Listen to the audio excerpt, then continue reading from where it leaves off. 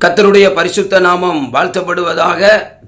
இந்த கடைசி காலத்தில் எலியாக்களைப் போல, அதாவது எலியாவை போல பயன்படுத்தப்படுகிற வல்லமையுள்ள எலியாக்கள் தேவை என்பதை உணர்ந்து இந்த சத்தியத்தை தொடர்ந்து நான் உங்களோடு கூட பேச ஆசையாக இருக்கிறேன். வேதத்திலேயே மிகவும் பயங்கரமான வல்லமையான ஒரு தீர்க்கதரிசி, வல்லமையாய் பயன்படுத்தப்பட்ட ஒரு தீர்க்கதரிசி யார் என்றால் அது எலியா தான். நமக்கு சட்டுன்னு உடனே நினைவுக்கு யார் வருவார் என்றால் எலியா தான் வருவார்.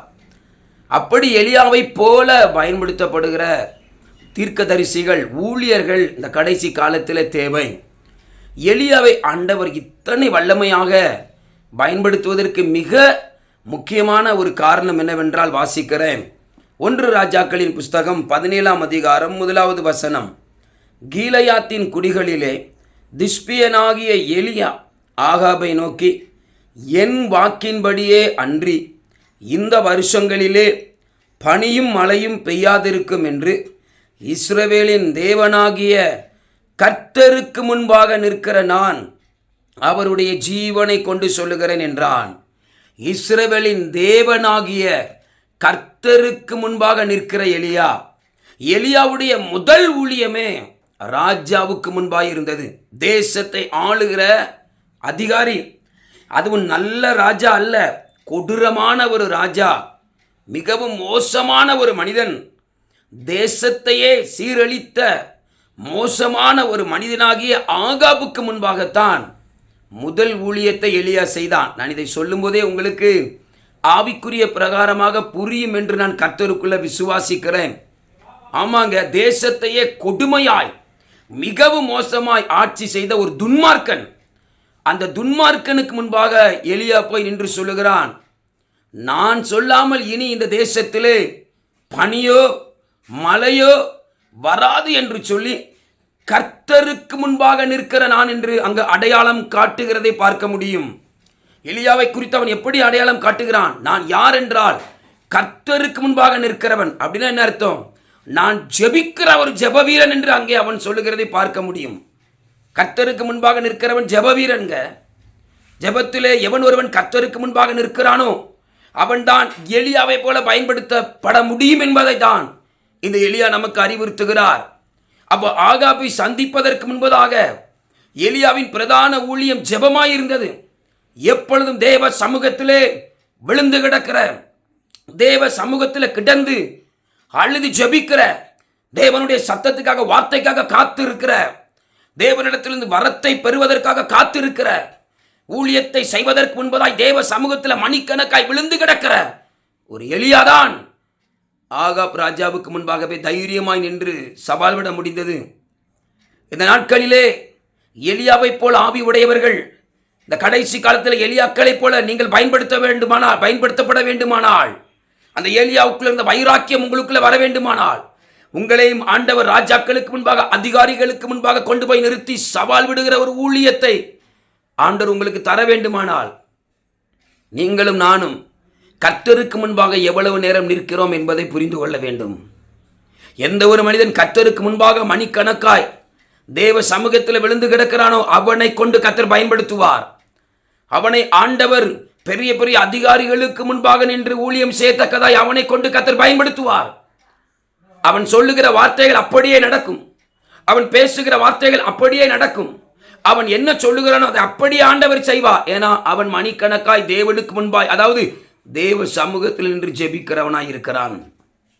ஆண்டவர் இந்த நாளிலே உங்களோடு பேசுகிறாருங்க. உங்களையும் கர்த்தர் ஒரு எலியாவை போல பயன்படுத்த வேண்டுமானால், நீங்கள் அதிகமாய் தேவ சமூகத்தில் நிற்கிற ஒரு மனிதனாய் இருப்பீர்களானால் கர்த்தர் உங்களை பயன்படுத்துவார். பஞ்ச காலத்திலும் கூட கேரி ஆற்றங்கரையிலே, அந்த ஆற்றண்டையிலே போய் எலியா இருக்கிறார். காகங்கள் அவருக்கு ஒவ்வொரு நாளும் போஜனம் கொடுக்கிறதை பார்க்க முடியும். ஏன் கேரித் ஆச்சண்டைக்கு போனார்? அங்கே என்ன செய்தார்? அங்கேயும் ஜெபித்தார். பஞ்ச நாட்களிலும் கேரித் ஆச்சண்டையில போய் அங்கே உட்கார்ந்து எலியா ஜெபிக்கிறவராய் இருந்தார். அதனால தான் கர்த்தர் எலியாவை மறுபடியும் வல்லமையாய் பயன்படுத்த ஆரம்பித்தார். இந்த சத்தியத்தை கேட்கிற அன்பு சகோதரா, சகோதரியே, ஆண்டவர் உங்களையும் பயன்படுத்த ஆசையாய் இருக்கிறார். எலியாவை போல உங்களையும் ஒரு எலியாவாய் பயன்படுத்த ஆண்டவர் ஆசையாக இருக்கிறார். என் பிள்ளைகளையும் பயன்படுத்தணும், என் பிள்ளைகள் வாயிலிருந்து புறப்படுகிற வார்த்தையின்படி நான் செய்ய வேண்டும். என் பிள்ளைகளை துன்மார்க்கர்களுக்கு முன்பாக சவால் விடுகிற ஒரு தீர்க்கதரிசியாக ஊழியனாக எடுத்து பயன்படுத்த வேண்டும் என்று ஆண்டவருடைய இருதயம் துடித்து கொண்டிருக்கிறது. ஆண்டவர் உங்களை பயன்படுத்த முடியாததற்கு காரணம், நீங்கள் மணிக்கணக்காக தேவ சமூகத்தில் நிற்கவில்லை என்கிற ஒரு மிகப்பெரிய ஒரு காரியம் இருக்கிறது. ஆதலால் நாம் அதிக நேரத்தை எதிலே செலவிடுகிறோம், நாம் அதிக நேரத்தை எங்கே செலவிடுகிறோம், அதை நீங்கள் யோசித்து பாருங்கள். எலியாவை போல உங்களை பயன்படுத்துவதற்கு முன்பதாக நீங்கள் அதை யோசித்து பாருங்கள். ஆசைப்படுறீங்களா எலியாவை போல பயன்படணும்னு? அப்படி கர்த்தர் உங்களை பயன்படுத்தணும், அதுக்கு முன்பாக நீங்கள் உங்களை நீங்களே சிந்தித்து பாருங்கள். நான் மணிக்கணக்காக எதற்கு முக்கியத்துவம் கொடுக்கிறேன்? ஏன் இன்னைக்கு அநேக ஊழியர்களை எலியாவை போல பயன்படுத்த முடியவில்லை என்றால் இவர்கள் மணிக்கணக்காக மொபைலுக்கு அடிமையாக இருக்கிறார்கள். இன்றைக்கு அநேக தேவ பிள்ளைகள் பயன்பட வேண்டும் என்று விரும்புகிறார்கள், ஆனால் அவர்களால் பயன்பட முடியவில்லை. காரணம், அவர்களை மணிக்கணக்காக தேவ சமூகத்தில் இருந்து ஜெபிக்க விடாமல் ஏதோ ஒரு இடத்திலே அவர்களை அடிமையாக வைத்திருக்கிறான். அவர்கள் பாவம் செய்யாமல் இருக்கலாம், ஆனால் மொபைலில் நேரத்தை செலவழிப்பது அல்லது ஊழியம் என்று பிஸியாக இருந்து கொண்டு அங்கே போகிறேன் இங்கே போகிறேன் அவர்களை சந்திக்க போகிறேன், அந்த ஒரு பிஸி ஷெட்யூலில் தன்னை வைத்துக்கொண்டு ஆண்டவருடைய சமூகத்தில் நேரம் கொடுக்காமல் இருக்கலாம். இருக்கலாம். அதுதான் மிகப்பெரிய தவறு. நீங்கள் எந்த அளவுக்கு தேவ சமூகத்தில் நீங்கள் நேரம் கொடுத்து ஜெபிக்கிறீர்களோ அந்த அளவிற்கு உங்களுடைய உயர்வை ஊழியத்தில் பார்க்க முடியும். ஆண்டவர் உங்களை எலியாவை போல பயன்படுத்துகிறதை நீங்கள் பார்க்க முடியும்.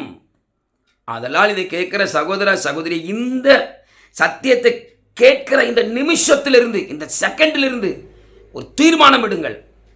அப்ப நானும் எலியாவை போல இந்த கடைசி காலத்தில் வல்லமையாய் பயன்பட வேண்டுமானால் அநேக ஆகாப்புகள் நமக்கு முன்பாய் நிற்கிறார்கள். அந்த ஆகாப்புகளுக்கு முன்பாய் நின்று சவால் விடுகிற ஒரு தீர்க்கதரிசியாய் மாற வேண்டுமானால் இன்றைக்கு நமக்கு தேவை தேவ சமூகத்தில் காத்திருந்து கிருபைகளையும் வரங்களையும் வல்லமையையும் அபிஷேகத்தையும் பலனையும் பெற்றுக்கொண்டு செல்லுகிற ஒரு ஊழியம் நமக்கு தேவை என்று கர்த்தர் எதிர்பார்க்கிறார். இருந்து பாருங்களேன், தேவ சமூகத்தில் ஜெபித்து பாருங்களேன், தேவ சமூகத்தில் நேரத்தை செலவிட்டு பாருங்கள். தேவன் உங்களை எலியாவை போல, அதை விட ஒரு மடங்கு கூட இந்த கடைசி நாட்களில் கர்த்தர் உங்களை பயன்படுத்துவார். தேவனுக்கு எலியாக்கள் தேவை. அது நீங்களும் நானுமாக இருப்போம். தேவ சமூகத்தில் விழுந்து கிடப்போம். கர்த்தர் நம்மையும் பயன்படுத்துவாராக. ஆமேன்.